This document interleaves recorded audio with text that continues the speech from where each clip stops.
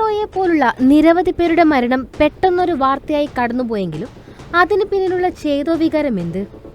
പലരുടെയും മൗനം, സമ്മർദ്ദം, മനസ്സിന്റെ വിഷമങ്ങൾ അവയെല്ലാം നമ്മൾ കാണാതെ പോകുന്നു. വിജയം, പ്രതീക്ഷ, ഉത്തരവാദിത്വം ഇവക്കിടയിൽ ഒറ്റപ്പെടുന്ന മനുഷ്യരുടെ എണ്ണം കൂടുന്നു. എൻ്റെ ശ്രദ്ധയിൽപ്പെട്ട ഒരു കാര്യം ഉണ്ട്. അതായത് കോൺഫിഡൻറ്റ് ഗ്രൂപ്പിൻ്റെ CJ റോയ് സാറിന് കോൺഫിഡൻസ് ഇല്ലാതായി പോയല്ലോ എന്ന്. അപ്പോൾ ഈ CJ റോയ് സാറിന് കോൺഫിഡൻസ് തരുന്ന എന്തായിരുന്നോ അതിന് എന്തെങ്കിലും പാളിച്ച് വന്നിട്ടുണ്ടോ, അതാണോ അദ്ദേഹത്തെക്കുറിച്ച് ഇങ്ങനെ ചിന്തിപ്പിച്ചത് എന്നുള്ളത് ഒരു പ്രസക്തമായ ചോദ്യമാണ്. ഒരു ലോകത്തിൻ്റെ കാഴ്ചപ്പാടിൽ ഒരു സമ്പന്നനായ മനുഷ്യൻ അയാൾ ഇങ്ങനെ ചെയ്യേണ്ട കാര്യമുണ്ടോ? പക്ഷേ ഒരു വ്യക്തിയുടെ സക്സസ് റേറ്റിനെ തീരുമാനിക്കുന്നത് അയാളുടെ കാഴ്ചപ്പാടാണ്. അപ്പോൾ അവിടെ എന്തെങ്കിലും ഒരു തിരിമറി നടന്നിട്ടുണ്ടോ, അതിനെ മാനേജ് ചെയ്യാൻ ഇദ്ദേഹത്തിന് പറ്റാത്തത് കൊണ്ടാണോ ഈ സാർ ഇങ്ങനെ ഒരു സാഹചര്യം എടുത്തേക്കുന്നത്? സ്വാഭാവികമായിട്ടും അതാണ് ഇപ്പോൾ നമ്മുടെ സോഷ്യൽ മീഡിയയിൽ ചർച്ച നടക്കുന്ന. സംസാരിക്കാത്ത വേദനകൾ എത്രത്തോളം അപകടമാണെന്ന് ഈ സംഭവം നമ്മളെ ഓർമ്മപ്പെടുത്തുന്നു.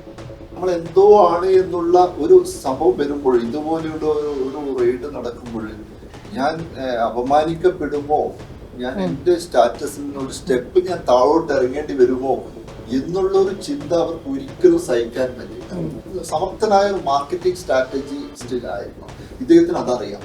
ഇദ്ദേഹത്തിന്റെ എക്സ്പീരിയൻസ് മുഴുവൻ ഇതാണ്. അപ്പോൾ ജീവിതത്തിൽ സക്സസ് മാത്രമാണ് ഇദ്ദേഹം കണ്ടുവന്നത്. അദ്ദേഹത്തിന്റെ ഭാര്യ ഇഷ്ടപ്പെടുന്ന അമ്മയുടെ അടുത്ത് പോയിട്ട് അമ്മയുടെ ആ പഴയ വീട്ടിലിരുന്നിട്ട് ഇടുങ്ങിയ റൂമിലിരുന്നിട്ട് സാധാരണ നാടൻ ഭക്ഷണം കഴിക്കുന്നതിനുള്ള സന്തോഷം അദ്ദേഹത്തിന് കൂടി കണ്ടെത്താൻ പറ്റിയിട്ടുണ്ടെങ്കിൽ CJ റോയിയുടെ മരണം ഒരു വ്യക്തിയുടെ അവസാനമല്ല, അത് ഒരു സമൂഹം സ്വയം ചിന്തിക്കേണ്ട കഠിനമായ ചോദ്യങ്ങളുടെ തുടക്കമാണ്. കോൺഫിഡൻസിൻ്റെ ഒരു മറുവാക്കായിരുന്നു.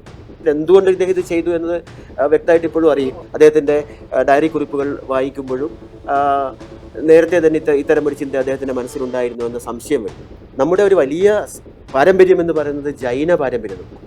അതായത് ജീവിതത്തിൻ്റെ ഒരു ഘട്ടത്തിലെത്തിക്കഴിഞ്ഞാൽ ഇനി എനിക്കിതിന് മേലേക്കൊന്നും നേടാനില്ല എന്ന വിശ്വാസം വന്നാൽ ജൈന സന്യാസിമാർ മരണം വരിക്കുന്നത് ഭക്ഷണം ഉപേക്ഷിച്ചിട്ടാണ്. അതായത് എനിക്കിനി ഒന്നും നേടാനില്ല, എനിക്കിനി മുന്നോട്ടൊന്നും ഇല്ല എന്ന് മനസ്സിലാക്കുമ്പോൾ എൻ്റെ